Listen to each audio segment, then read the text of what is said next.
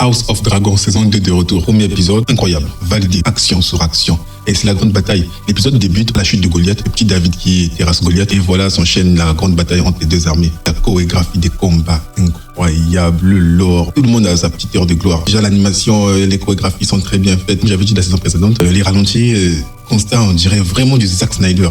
Les ralentis des combats, dans les plans. On dirait Zack Snyder dans Justice League. En tout cas, ça me fait vraiment pas Zack Snyder. Et aussi, choré de bastons sont tellement trop bien faits. On a, comme d'habitude, Jonathan, oh là là là là, qui était l'homme du match pour moi. Excusez-moi du terme homme du match, mais Jonathan qui était pour moi, en tout cas, le perso, avec un acting incroyable, en tout cas, pour ce premier épisode de House of Dragon, y compris le prince philistin.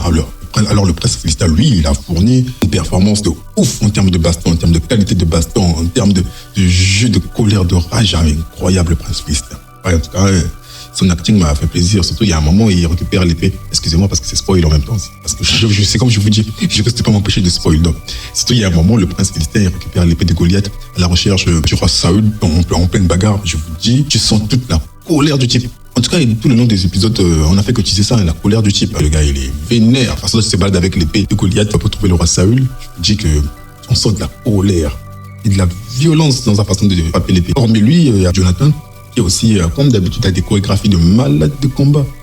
Tellement trop bien fait, tellement trop réussi qu'on y croyait, en fait. Il y a, comme je dis, toute personne a eu son heure de gloire. On a Samuel en haut. En fait, Samuel, moi, bizarrement, dans l'épisode premier de la baston, le haut, ça me fait penser à Moïse. Lors de la bataille avec Josué, qui, quand il levait les mains, Israël gagnait le combat. Et quand il baissait ses mains, Israël tentait de perdre. On était obligé de tenir ses mains. Maintenant, là, avec Saül, qui était en hauteur, en train d'intercéder, vous voyez, parce que c'est ça, il intercédait en hauteur sur les montagnes pour Israël pendant ce combat. Et lui, il a fait une prestation, parce qu'il y a un moment, il a son quart d'heure de gloire pendant qu'il affronte des Philistins. Je vous dis, déjà depuis la saison, il en avait utilisé sa façon de se battre qui était incroyable.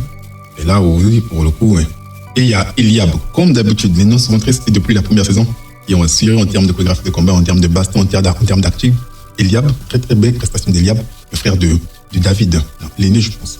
Il a assuré lui aussi. Il n'a pas eu beaucoup de temps, il n'y a pas eu beaucoup d'enjeux dans cet épisode-là. C'était beaucoup plus centré sur Saül, David et Jonathan. Eliab, le peu de temps qu'on a pu le voir, c'était quand même incroyable. Il a assuré, comme d'habitude, l'acting incroyable, caméra, chorégraphie. En tout cas, pour ce premier épisode, j'ai grave. Donc, je vous conseillerais de voir le premier épisode parce que ça est lourd. Je vous dis que c'est de la baston, de la pure baston.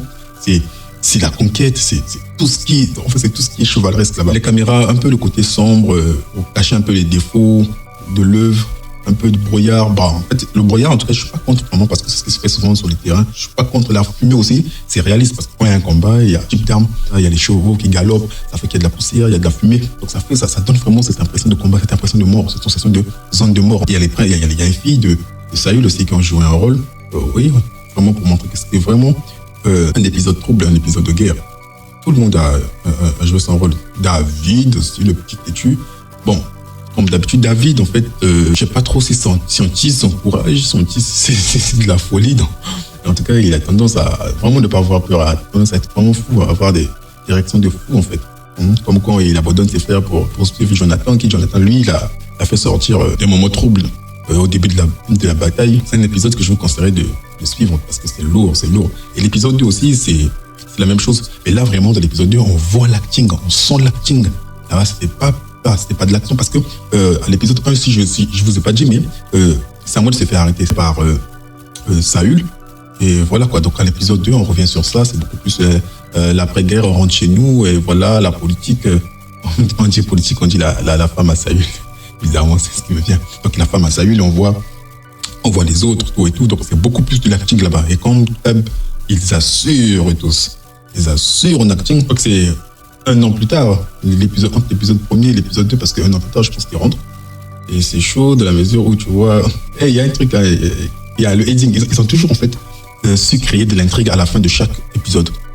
Ils ont toujours fait ça bizarrement dans House of Dragon. À chaque épisode, à la fin, il faut toujours qu'ils créent une intrigue. C'est comme là, par exemple, à la fin de l'épisode 2, spoil alert, spoil. Il y a Saül qui donne à David une autre de ses filles alors que il était censé se marier avec la plus petite. Je crois qu'on dit que c'est la plus petite. Et il la donne à l'aîné. après manipulation de l'aîné. Donc, c'est un truc, quand tu finis l'épisode sur ça, je te dis, mais wesh, qu'est-ce qui se passe? Donc, ça donne encore plus envie de comprendre un peu la chose. En fait, il y a beaucoup de choses par rapport à la saison 1, comme le frère banni de Jonathan qui revient. Il y a la sorcière qui a beaucoup travaillé avec la famille, avec la femme de Saül qui, spoil, il se fait éliminer. C'est vraiment des enjeux politiques à ce moment de la saison 2. Et pour le coup, il y a Samuel qui se fait incarcérer, qui disparaît. Et là encore, on se pose des questions. Il est où Samuel, en fait, parce qu'on ne le trouve pas.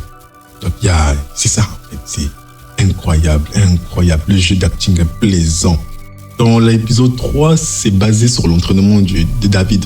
Parce que vous savez, son frère, déjà, il est contre depuis l'épisode 2 que David soit meneur. Parce que David a été élu meneur par Saül au vu de la population qui appréciait bien le tueur de géants. Donc, pour faire plaisir à la population, il a élu David en tant que chef de troupe, commandant de ses armées.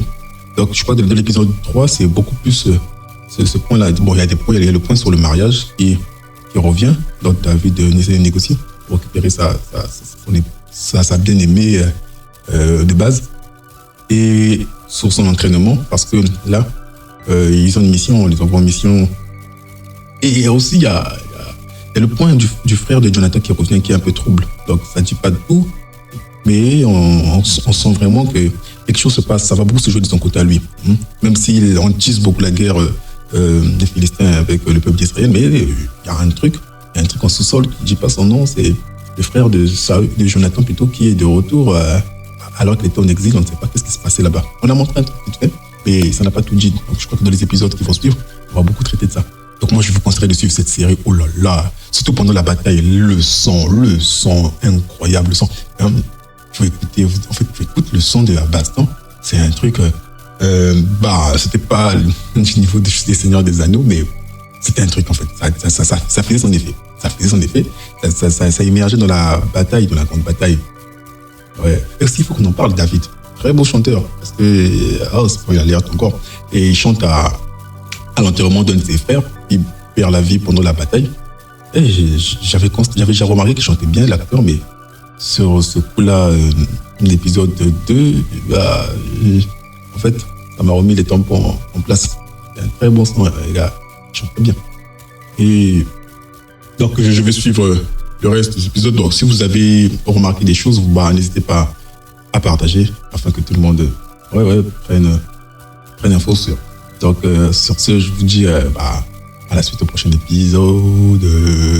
Incroyable. Comme d'habitude, gardez confiance en Dieu parce qu'il est le tout. C'est lui qui combat pour nous quand il y a une bataille. C'est lui. Invoque-moi et je te répondrai. Donc, ça dit tout en fait. Avoir une relation personnelle, une communion avec Dieu, ça fait que vous avez une façon de communiquer qui n'est propre qu'à vous.